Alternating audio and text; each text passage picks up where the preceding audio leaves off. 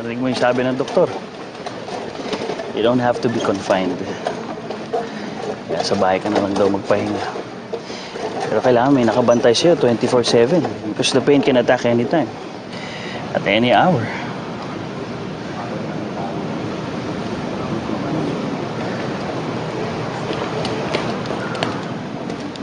Angel, alam ko naman ang lugar ko sa sitwasyon na to eh.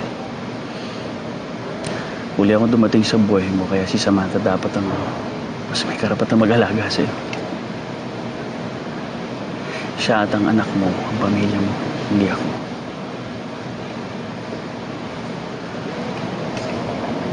Paano ka? Paano tayo? Kahit saan angulo mo naman tignan. Maliit ang relasyon natin. It's hard to explain. Pareho tayong lalaki. Pareho pa rin tayong mahilig sa babae. Mahirap talaga diktahan ng puso. Minsan wala talagang pinipiling kasarian yung pagmamahal. Yung tao at pagkatao lang. Hindi yung babae ka o lalaki. Mahal mo ang asawa mo. Lalo na ang anak mo. Alam ko naman na mahal mo ako eh. Pero mas mahal mo siya.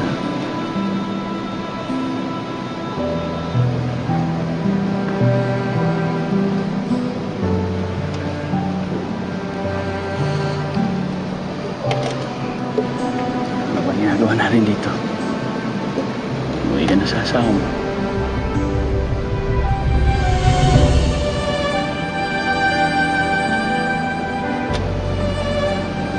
Maraming salamat sa suporta. Sa pagmamahal.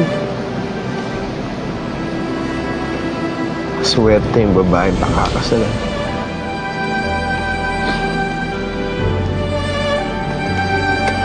Iingat ka ha.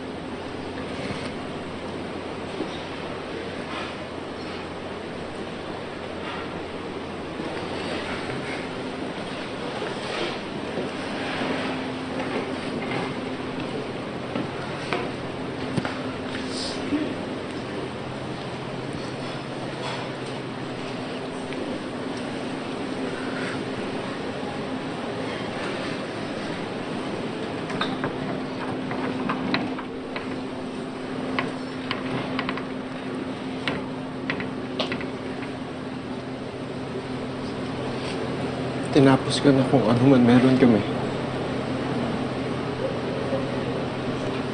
Mahal na mahal kita sa bata. Kayo ni Bernadette lang ang pamilya ko. Sana mapatawad niyo. Sana bigyan niyo pa ako ng isang pagkakataon.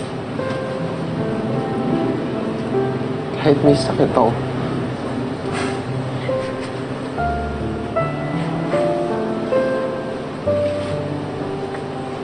Ikasal tayo.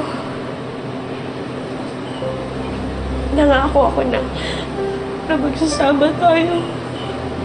Kahit anong pangyari. Sa hirap at ginawa.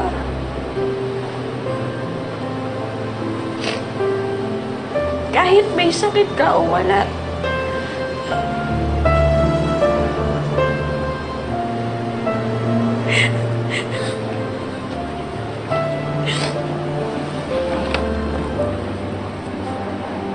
Wala akong balak talikuran ng pangakong yun.